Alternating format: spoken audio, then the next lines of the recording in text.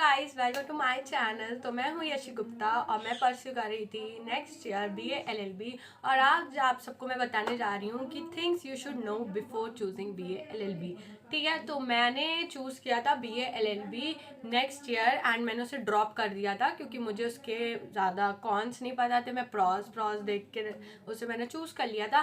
But मैं आज BA LLB की एलिजिबिलिटी बताऊंगी आप लोगों को, और फिर अगर आप लोगों को लगे कि आप लोग मतलब उस लेवल मतलब आप एलिजिबल हो बीएलएलबी करने के, देन ही आप चूज़ करना।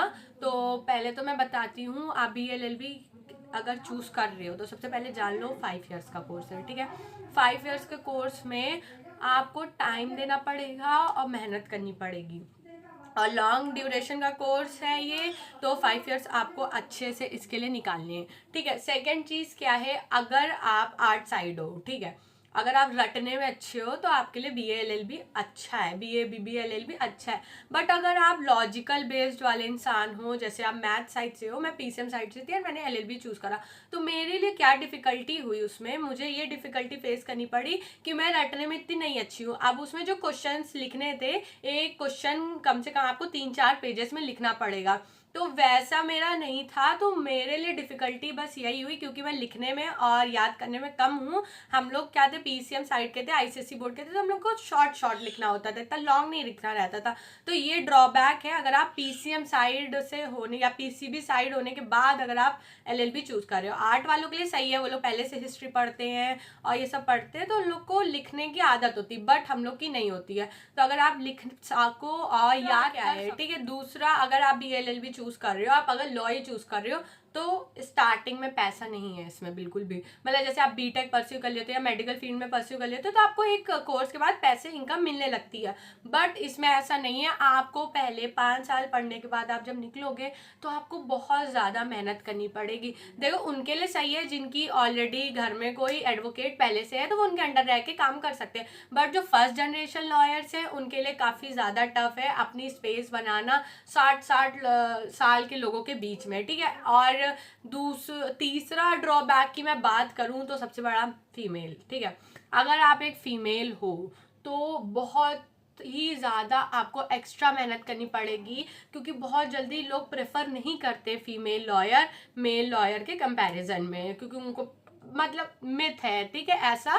लेकिन यही होता है। मतलब मैं कचेरी गई थी, मेरे पापा मुझे कचेरी लेके गए, उन्होंने कहा देख लो, तो it's a male dominant field, तो उसमें फीमेल को अपनी पहचान बनाने के लिए बहुत मेहनत करनी पड़ेगी, बहुत कुछ फेस करना पड़ेगा। अगर आप इतना कुछ इतनी सारे ट्रबल सह सकते हो तो फिर आप लोग एलएलबी चूज करो, और पैसे बहुत कम आपको मिलेंगे स्टार्टिंग में, इतना समझ लो। ठीक है, उसके बाद वैसे देखो, खराब नहीं, आप अच्छी फर्म में भी जा सकते हो, बट मेहनत इसमें बहुत ज़्यादा है। 3 साल आपको इतने ज़्यादा मेहनत करनी है अगर आप एलएलबी ले रहे हो, उसके बाद ही आप एक अच्छा अमाउंट ऑफ पैसा कमा सकते हो। आप लोगों ने डिसाइड कर ही लिया कि मुझे एलएलबी करना ही है, तो फिर सबसे बेस्ट ये रहेगा कि मूट कोर्ट्स में प्रैक्टिस करो, इंटर्नशिप्स करो जितनी ज़्यादा कर सको, जितनी ज़्यादा रीडिंग आप कर सको उतनी ज़्यादा बुक्स रीड करो, और अपना 100% उसमें दो। क्योंकि इसमें अगर आपका मेन स्किल्स इसमें भी मैटर करता है, ड्राफ्टिंग आनी चाहिए, केस स्टडी करना आना चाहिए,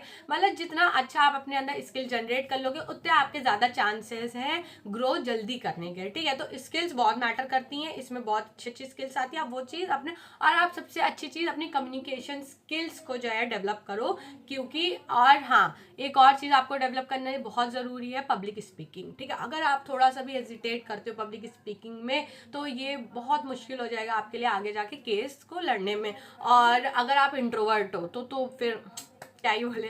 तो आपको पहले तो बहुत ज़्यादा कॉन्फिडेंट होना पड़ेगा एंड इसमें बहुत सारी स्किल्स अपनी जनरेट करनी पड़ेगी, तब जाके आप दूसरों से हट के बनोगे। ठीक है, ये वाला एक आपका मतलब बेनिफिट रहेगा। अगर आपके अंदर स्किल्स अच्छी हैं तो बहुत लोग आपको ड्राफ्टिंग के लिए रख सकते हैं अपने पास, और उसमें आपको पे भी कर। चलो कॉलेज की बात कर लेते हैं। आपको अगर एलएलबी करना है तो आप कौन से कॉलेजेस को प्रेफरेंस दे सकते हो। पहली बात मेरी सुन लो, मैंने जिस कॉलेज में एडमिशन लिया था उसकी बात साइड रखेंगे, बट उस कॉलेज का ड्रॉबैक यही था कि सिर्फ पढ़ाई नहीं मैटर करती है, लॉ में कम्युनिकेशन स्किल्स मैटर करती हैं, करिकुलर एक्टिविटीज़ मैटर करती हैं, मूट कोर्ट प्रैक्टिसेस मैटर करती हैं, ये सब बहुत ज़्यादा मैटर करता है। तो और कम्युनिकेशन स्किल बहुत मैटर करती है।